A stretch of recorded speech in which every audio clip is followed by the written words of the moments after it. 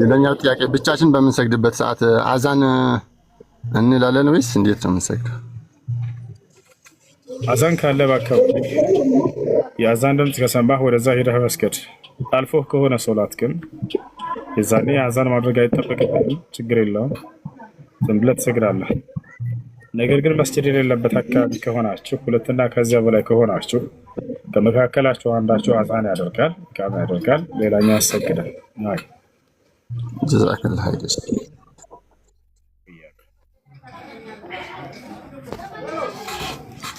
ጥያቄ አለ? ቀጥል።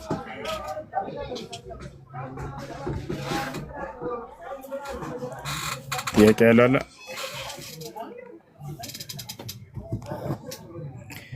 ያ ሰላም ያ ሰላም። ጥቅስ ንገረን። በሱራ 4 17 18 ሱራ 4 17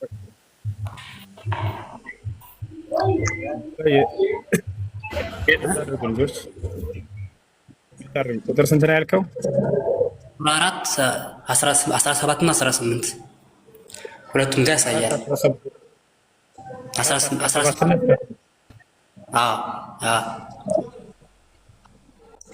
እና 18 ጸጸትን መቀበል በአላህ ላይ የሚገባው ለእነዚያ ኃጢአትን በስህተት ለሚሰሩና ከዚያም ከቅርብ ጊዜ ለሚጸጸቱ ብቻ ነው። እነዚያንም አላህ በእርሱ ላይ ጸጸትን ይቀበላል። አላህም አዋቂና ጥበበኛ ነው ይላል። ይሄ ነው ያ አንድ ስራው ታችም አለ። ቀጥታ አንብበው አርሰው 18 አንብበው። ጸጸትን መቀበል ለእነዚያ ኃጢአቶችን ለሚሰሩ አንዳቸው ሞት በመጣበት ጊዜ እኔ አሁን ተጸጸትኩ ለሚልና ለእነዚያ እነርሱ ከሃዲዎች ሆነው ለሚሞቱ አይደለችም። እነዚያ ለእነርሱ አሳማሚ ቅጣት አዘጋጅተናል ይላል። ምንድነው ጥያቄ በዚህ ላይ? እዚህ ጋር እንግዲህ ቁርአኑ ያለ አንድ ሰው ኃጢአት ሰርቶ ሊሞት አካባቢ እንግዲህ ይቅር ብሎ ወደ ጸጸት ተጸጽቶ አላህን ምሕረት ሲጠይቅ አላህ እንደማይምረው የሚያሳይ ጥቅስ ነው። ሊሞት አካባቢ አዳም ላስረዳ እኮ እንደዛ ነው የሚለው። እሺ ቀጥታ ላስረዳ። አንድ ሰው በምድራዊ ህይወት እያለ ንስሐ ቢያደርግ ከየትኛውም ኃጢአት አላህ ይበረዋል ብዬ ተናግሬያለሁ። ነገር ግን ሁለተኛው እዚህ ቦታ ላይ እየጠቀሰ ያለው ምንድን ነው? አንድ ሰው አንደኛው ከሞተ በኋላ ኃጢአትን ይዞ ሞተ ሰውየው አይደለ? ክህደትን ይዞ ሞተ ሰውየው። ለምሳሌ ከሞተ በኋላ ለፍርድ ቀን ከቀረበ በኋላ ምህረት አለው ወይ? ላ ክህደት ከሆነ በአላህ ላይ ያጋራ ከሆነ ምህረት የለውም፣ ንስሐውን ተቀባይነት የለውም። እንደቤት አድርገው አንደኛ እሱ ነው። ሁለተኛ ደግሞ ሞት በተጣደበት ጊዜ ይላል። ያ ማለት ሰከራተል ሞት ወይንም ጣረ ሞት ላይ ያለ ማለት ነው። ይህ አድርጋቤ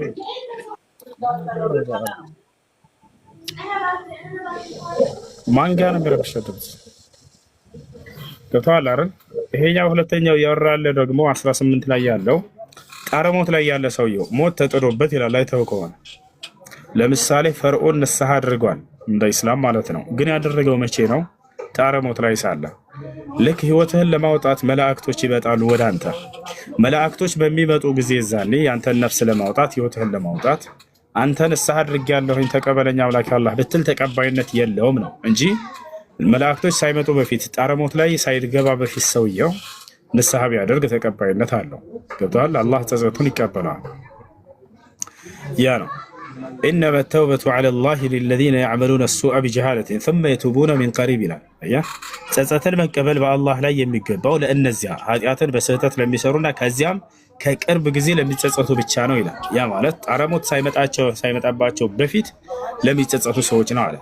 ከዚያ ቀጣዩ ደግሞ ጣረ ሞት ከመጣባቸው በኋላ እና ከሞቱ በኋላ ንስሐ የማድረጊያ ጊዜ አይደለም፣ ያ አልፏልና ነው። ለዚያ ነው ጸጸትን አልቀበልም የሚላቸው ማለት ነው። ገብተዋል? እሺ አሁን ገብቶኛ ምላክ መሰለህ አንተ አሁን። ስለዚህ አላህ ለምሳሌ አንድ ሰው ሰርቶ ሊሞት አካባቢ አላህ ቢጠይቅ ምሕረት ቢጠይቅ አላህ አይምረውም ማለት ነው። ኦልሬዲ ተረዳሁት። በዚህ ሊሞት አካባቢ የሚለው ጊዜው አልቋል፣ ሰውየው እድሜውን ጨርሷል፣ ምድራዊ ህይወቱን ገባህ። መላእክቶች ይመጡና ነፍሱን ሊያወጡ ይዘጋጃሉ። ያ ጣረ ሞት ተብሎ ይጠራል። ይቅርታ ጠይቋል፣ ብቻ ምሕረት ጠይቋል። ፈጣሪ ስም አዳምጥ እንጂ ጊዜውን ነው አሁን እንትን ማለት ያለብህ። ጊዜውን እየው፣ አልፏል ጊዜው። መላእክቶች ነፍስህን ሊያወጡ ከፊትህ ቆመዋል። ያ ሰከራተል መውት ወይንም ደግሞ ጣረ ሞት ይባላል። ጊዜውን ከጨረሰ በኋላ ሰውየው ፈርዖን ለምሳሌ ንስሐ አድርጓል። ላሳይህ ግን ንስሐ ያደረገው መቼ እንደሆነ አላህ ይገልጽልናል። ምን አልኩኝ? እስኪ ያልኩትን ድገመው። ያንተን ይዘው የመጣኸውን ሀሳብ ሰማሁት 10 ጊዜ ደጋገልተው። መላእክት ምናምን ነገር የለውም። እስቲ አሳየኝ። መላእክት መጣው ምናምን ያልኩ ነገር የለውም። እስቲ አሳየኝ። ናላሳየህ ሰው መላእክት መጥተው ሊያወጡ እና ቆይ ላሳየህ፣ ችግር የለም። መላእክቶች ናቸው። ነፍስ ራሱ አይደለም ሙሉ ቁርአን እንደምታይ አንድ አንቀጽ አይደለም ሙሉ ቁርአን። የሰው ልጅ ሊሞት ሲል መላእክቶች መጥተው እንደሚያናግሩት ያንን ላሳይህ ነው። የዛኔ ባለበት ቅጽበት ንስሐ ቢያደርግ ተቀባይነት የለውም። ጣረ ሞት ወይም ተከራክሮ ይባላል እሱ። አሁን ላሳይህ መላእክቶች በሚመጡ ጊዜ ሁሉም ሰው ንስሐ ለማድረግ እንደሚፈልግ ላሳይህ። አላህ ሱብሓነሁ ወተዓላ ሱረቱል ሙእሚኑን ላይ ይላል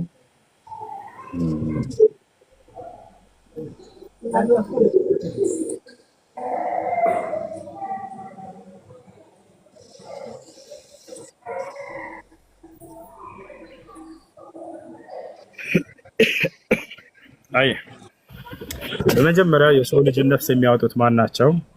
መላእክቶች ናቸው። ከዚያ መላእክቶች ወደ እነርሱ በሚመጣ ጊዜ የሚያናግሩትን ንግግር ሁሉ ላሳይህ ነው። ዛንዴም ንስሐ ለማድረግ እንደሚፈልግ ማንኛውም ሰው እሱን ላሳያቸው ነው። ሱረቱል አንከቡት ላይ እንሂድ። ሱረቱል ማን ነው? ሰጅዳ ላይ መጀመሪያ ያ እነዚህ ጋር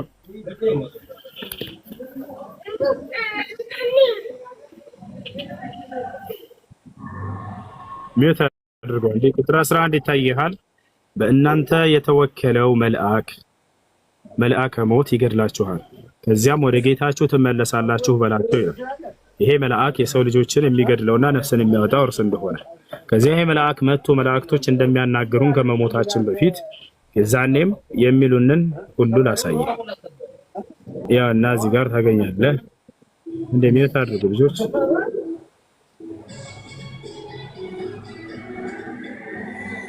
ማንጋ ነው አቤል ከሙዚቃ ቦታ ረቃ አንድ ጊዜ ያውና ቁጥር 30 ላይ ምን ይላል እዚህ?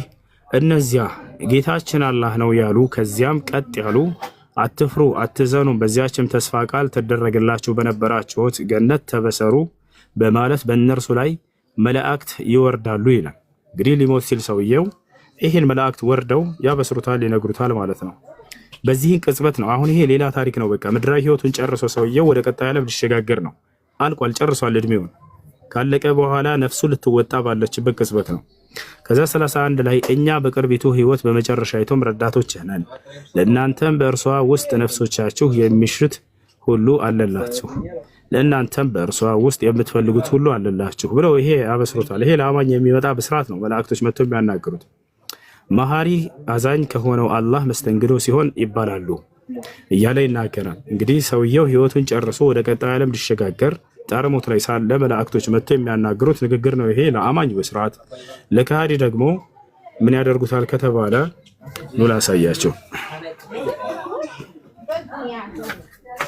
ምን እንደሚል። ከሃዲ ሰው ደግሞ ነፍሱን ሊያወጡት በሚሉ ጊዜ ነው ተመልከቱ፣ ይጸጸታሉ። የዛን ጌታ ይመልሰኝ ባክህን ብለው እንደሚጸጸቱ ላሳያቸው። ለአማኙ በስርዓትን ይሰጡታል፣ ለከሃዲው ደግሞ ጸጸትን ይወርሳል ያ ሰው ማለት ነው። ሱረቱል ሙእሚኑን ላይ ያውና እዚህ ጋር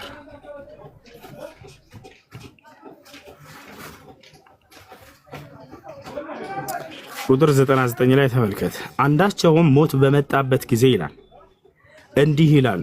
ይሄ ደግሞ ስለ ካህዲያኖች ነው። ጌታዬ ሆይ ወደ ምድረ ዓለም መልሱኝ ይላል። በቃ ሌላ ዓለም ነው ያ። ነፍሱን ሊያወጡት ጨርሰዋል። በቃ ተጠናቋል። ህይወቱ የምድራዊ ህይወቱን ጨርሷል ሰውዬው። ገብቶሃል አይደል? መልሱኝ ብሎ ይጸጸታል። የዛኔ ወደ ምድረ ዓለም መልሱኝ ይላል። ከዚያስ በተውኩት ነገር በጎን ስራ ልሰራ ዘንድ ከጅላለሁና። ይሄን ንስሐ ሲያደርግ አጠገቡ ያሉ ቤተሰቦች አይሰሙትም። አቤል መልአክ ብቻ ነው በቃ የሚያዩና የሚሰማው ከፊቱ። በቃ የዚህ ዓለም ህይወቱን ጨርሷል ሰውዬው። ህይወቱ ነፍሱ ልትነጠቅ ነው።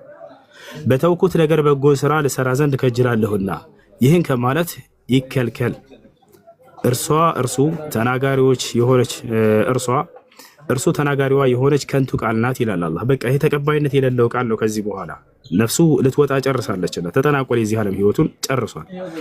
ከስተፊታቸውም እስከሚቀሰቀሱበት ቀን ድረስ ግርዶ አለ ይላል። ከዚያ በኋላ በቀንዶም በተነፋ ጊዜ የዚያ ቀን በመካከላቸው ዝምድና የለም እያለ ይቀጥላል። ስለዚህ እየተናገረ ያለው ምንድን ነው? ይህ ህይወቱን ምድራዊ ህይወቱን ሰውየው ከጨረሰ በኋላ የሚናገረው የሆነ ንግግር ነው። መላእክቶች ነፍሱን ህይወቱን ሊያወጡት ያሉበት የመጨረሻው ጊዜ ነው። የዚህ ዓለም ህይወቱን ባጭሩ ጨርሷል። የዚህ ዓለም ህይወቱን ሳይጨርስ ንስሐ ቢያደርግ ይቀበለዋል ወይ አላህ? አዎ፣ እሱን ነው ቅድም ያመጣው አንቀጽ ላይ ቁጥር 17 ላይ በቅርብ ሳለ ንስሐ ያደረገን የሚለው ጣረሞት ላይ ሳይደርስ በፊት ንስሐ ያደረገን እያለ ነው። ጣረሞት ላይ ከደረሰና መላእክቶች ጋር እየተነጋገረ ባለው የዛኔ መላእክቶችን ሁሉ ያያል። ያ ማለት የምድራዊ ህይወቱን ጨርሷል። ሰው በዚህ ዓለም ላይ ያለ መላእክቶችን አያይም። ገብቶሃል አይደል? የዛኔ ግን መላእክቶች ይገለጡለታል፣ ሁሉ ያያቸዋል። አማኝ ከሆነ ብስራትን ይሰማል፣ ከሃዲ ከሆነ ልመን ባካችሁን እድል ስጡኝ እያለ ሁሉም ከሃዲ ሁሉ ይጸጸታል። የዛኔ እውነቱን ስለሚያውቁ የዚህ ዓለም ህይወትን ጨርሰዋል። በቃ አሁን ጥቅስ ለምን አመጣሁት መሰለ? እናንተ ጋር እንግዲህ አሁን አንተ እንደነገረኝ ከሆነ እንግዲህ ሞት ጣረሞት ጋር ያለ እንትን ቢያቀርብ እንደማይቀበለው ነገርከኝ። ከዛ በፊት ግን ይቀበለዋል የሚባል መጣ። በክርስቲያኖች ዘንድ ግን ክርስቶስ ሞት እንኳን ጣረሞት ሆኖ እንኳን እንደሚምር ያሳያል። ክርስቶስ በሞት ላይ እንኳን ጣረሞት ላይ ሆኖ እንኳን በመጨረሻው ቀን እንኳን ክርስቶስ ይምራል። መሐሪ ነው። የኛ አምላክ ስንላውን ምሕረት ይሰጣል። በመጨረሻው ቀን እንኳን ቢሆን ምሕረት የጠየቀ ሰው ከሆነ ወደ ምሕረት ያስገባል። ክርስቶስ ራሱ በመስቀል ላይ ያለውን ሰው ወደ ምሕረት እንዳስገባው ይናገራል። አምላክ እያልክ ያለው ኢየሱስ ክርስቶስ ነው ወይስ ጆሮ ነው? አምላክ ነው። ኢየሱስ ክርስቶስ አምላክ ባይ ችግር የለውም። እኛ እናምናለን፣ አንተ ለማመን ትችላለህ። ኢየሱስ አስተምሯል ወይ እኔ አምላክ ነኝ ብሎ? አሁን በጥያቄው መሰረት መጀመሪያ እንስራው። ክርስቶስ በመስቀል ላይ ያለውን ሰው እንኳን በመጨረሻው ቀን እንደማሩ ይናገራል። ገብቶሃል? እሱ ውሸት ነው። መጽሐፍ ቅዱስ ይናገራል። በመጨረሻው ቀን ምሕረትን ጠይቆ ዛሬ ወደ ገነት እንደሚገባ ይናገራል ክርስቶስ። እኛ አምላክ በመስቀል ላይ ሆኖ በሞት ላይ ያለውን ሰው መማር እንደሚችል ያሳያል። አንተ ደጋገምከው እኮ ሰማንህ። አንዴ አዳምጥ ደግሞ ሀሳቤ። እሱ ውሸት ነው አልኩ። እንዴት በላይ ላስረዳ? ምን ነው ውሸት? ምን ነው ውሸት? ምን ነው ውሸት? እንደሱ በላይ በተሰቀሉ ሰዎች ላይ የመጣው ታሪክ የሚዛባ ታሪክ ነውና የተዛባ ታሪክ ነውና ውሸት ነው። ገብቶሃል? ለምስክርነት ብቁ ሊሆን አይችልም። አብረውት ከቀኝና ከግራ የተሰቀሉ ሰዎች ናቸው አይደል? አቤል ያስ ያው አንደኛው ምሮታል።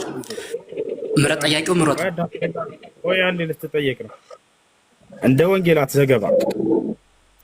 ዘገባ ሁለቱም ሰድበውታል ወይንስ አንዱ ነው የሰደበው? እነዛ አብረው ከተሰቀሉት መካከል አንዱ ነው የሰደበው። በጣም ጥሩ ና መጽሐፍ ቅዱስ ይዘሃል አይደል? ስራ ቦታ ነኝ።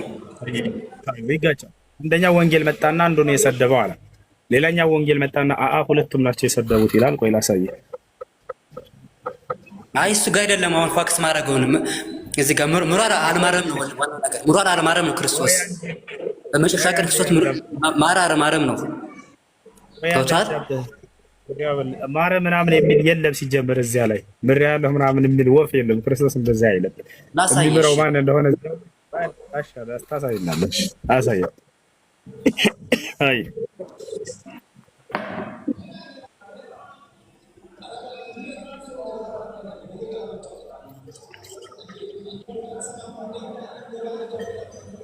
ምንድን ነው የፈለጉ ለማሳየት? አንተ የፈለግ ምንድን ነው ለማሳየት የፈለጉ? ሲጀመር ላሳይህ ብለህ አቋርጠኝ። አንተ ያሳየን ምሬሃለሁ ያለበትን ኢየሱስ ክርስቶስን አሳየን። እኔም አሳይሃለሁ። እስከዚያ ያልኩት እኮ ዛሬ ከኔ ጋር በግልጽ ትሆናለህ አለው። ማረው ማለት ነው። ወዲህ እሱን አይደለም ምሬሃለሁ ያለበትን አሳየን። ይሄ ራሱ ምረት ማረው ኢየሱስ ገለጥ ዛሬ ከኔ ጋር ምሬሃለሁ ያለበትን አሳየን። የሚምረው እርሱ እንዳልሆነ ደግሞ እኔ እዛው ላይ ያሳይሃለሁ። የትም ቦታ ሳንሄድ አሁን ምሬሃለሁ ያለበትን አሳየን እኮ ዛሬ በግልህ ከኔ ጋር ትሆናለህ አለው። ገብቶሃል? ኦልሬዲ ማረው ማለት ነው። በግልህ ከኔ ጋር ትሆናለህ ማለት ነው። ገነት አስገባው ማለት እኮ ነው። ያለበትን አሳየን አንተ በፈጣሪ ስም አንተ አታጠጋጋና አቤል አላስገባውም ገነት እሱ አላስገባውም። ሲጀመር አስገባው ገነት የሚልም የለም። ሌላ ውሸት ይኸው ገነት ጋር ዛሬ በገነት ትሆናለህ እኮ አለው ብሎ ተናገረ እኮ። ዛሬ በገነት ከእኔ ጋር ትሆናለህ አለ። ስለዚህ ገነት የሚገባ ሰው ደግሞ ተምሮት ነው ገነት የሚገባ። በፈጣሪ ስም አታዳምጥ በል።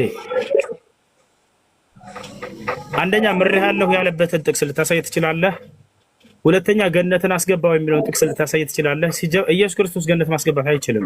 ይሄን ቃል በቃል ተናግሯል። ሳያለሁ አሰማኝ አታደምጥ ማለት የነገርኩህ እኮ ነው። ዛሬ ከኔ ጋር በገነት ትሆናለህ ማለት ምን ማለት ነው? ምን ማለት ነው ማለት ነው ብለህ ትጠይቀኛለህ። በኋላ መልስልሃለሁ፣ አስተምርሃለሁ። አሁን በሬሃለሁ ያለበትን ቃል አሳየኝ። አንድ እኮ ነው መልሱ፣ አንድ እኮ ነው። ዛሬ ከኔ ጋር በገነት ትሆናለህ ማለት እኮ ኦልሬዲ በገነት ስለ ማረው እኮ በገነት የሚገባ ያ ሰው ስለ ማረው በገነት የሚገባ አይደለም።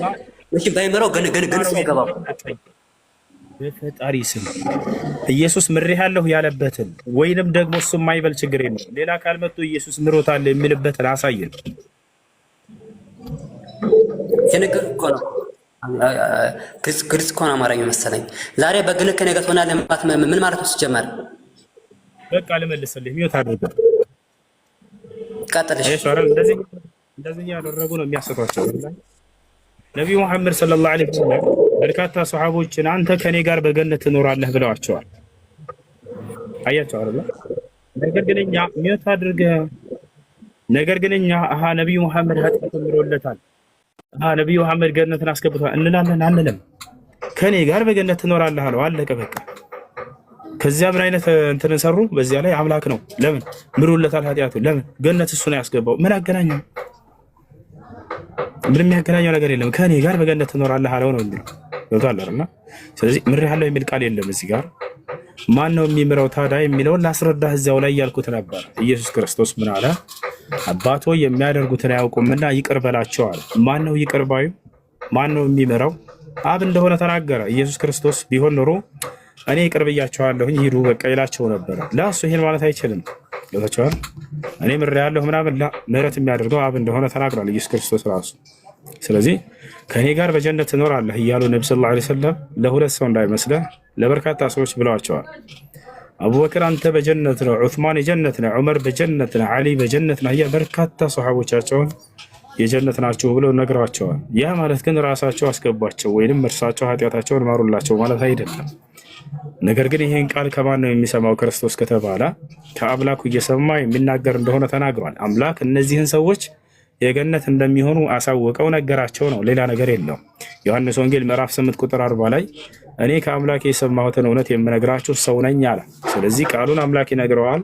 ሰዎች ወዴት እንደሚሄዱ ያንን ገነት የሚያዘጋጀው ማን ነው ከተባለ አብ ነው የሚያዘጋጀው። ማቴዎስ ወንጌል ምዕራፍ 20 ቁጥር 20 ላይ ስትሄዱ ጊዜ አንድ ሴት መታ፣ የዘብዴዎስ ልጆች እናት ሁለት ልጆቿን ይዛ መታ፣ መምህር ሆይ እነዚህን ሁለት ልጆቼን ከአንተ ዘንድ በመንግስትህ እንዲቀመጡልኝ አድርግልኝ አለችው። ይህ አብ ላዘጋጀላቸው እንጂ እኔ የምሰጥ አይደለሁም አላት። አያችሁ። ስለዚህ ያን ገነትን የሚያዘጋጀው ማን ነው? አብ ነው። ነገር ግን ለክርስቶስ ያንን ስልጣን ይሰጠዋል። እኔ ከዛ በኋላ ምን አለ? እኔ የምሰጥ አይደለሁም አለ ኢየሱስ ክርስቶስ። እኔ የምሰጥ አይደለሁም አለ። ግን መስጠት ራሱ አይችልም፣ አቅም የለም። ይሄን ይመስላል።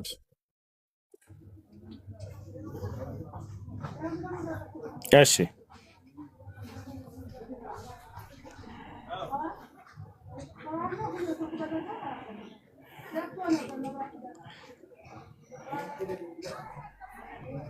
አለ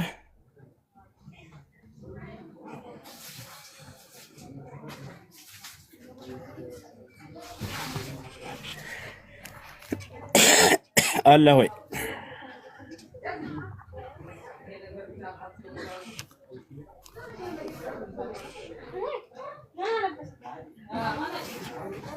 አሎ አቤል ወጣ እንዴ? ባለ ወይኔ አቤል፣ ወይኔ አቤላ ተመልሰና። እሺ እንደዚህ እያደረጉና ወላሂ ያሳቷቸው። አያችሁ ታራ እኛ እንዲህ አይነት ጥቅስ ነፋለን እኮ ስለ ነብዩ ሰለላሁ ዐለይሂ ወሰለም አምላክ እናደርጋቸው ነበር። በእነሱ ግንዛቤ ብንል ታውቃላችሁ። ከኔ ጋር በገነት ትኖራለህ ስላለው አምላክ ነው። ለምን? አንደኛ ኃጢአቱን ምሮለታል፣ ሁለተኛ እሱ ራሱ ነው ያስገባው። አንዴ በምን ሂሳብ ነቢ ሰለላሁ ዐለይሂ ወሰለም ቢላልን ምን አሉት? አንተ ከእኔ ጋር በገነት እኩል ትገባለህ አብሽር አሉት። ኦኬ፣ ስለዚህ ነቢ አምላክ ናቸው? አያስኬድም፣ እንደዚህ አያስኬድም። አንቲ ዘውጀቲ ፊ ዱንያ ወልአኺራ፣ አንቺ በገነት ሚስቴ ነሽ አላት። አይሻል ገነት እንደምትገባ ከእርሳቸው ጋር መሰከሩላት። ስለዚህ አምላክ ናቸው እርሳቸው። ፈአንቲ ዘውጀቲ ፊ ዱንያ ወልአኺራ ብለዋታል። አቡበክር ፊል ጀና፣ ዑመር ፊል ጀና፣ ዑስማን ፊል ጀና፣ ዓሊ ፊል ጀና፣ ጠልሓ ፊል ጀና፣ አብዱረሕማን ብን ዐውፍ ፊል ጀና፣ አቡ ዑበይዳ ብን ጀራሕ ፊል ጀና፣ ሰዕዱ ፊል ጀና፣ ወሰዒዱ ፊል ጀና። ይሄ ሁሉ እንዳለ 10 ሰዎችን በተከታታይ አንተ በገነት በገነት በገነት ነህ ከኔ ጋር ብለዋቸዋል። አምላክ ናቸው እርሳቸው። ይሄ ያያቸዋል። አላህ ነው ኡስታዝ።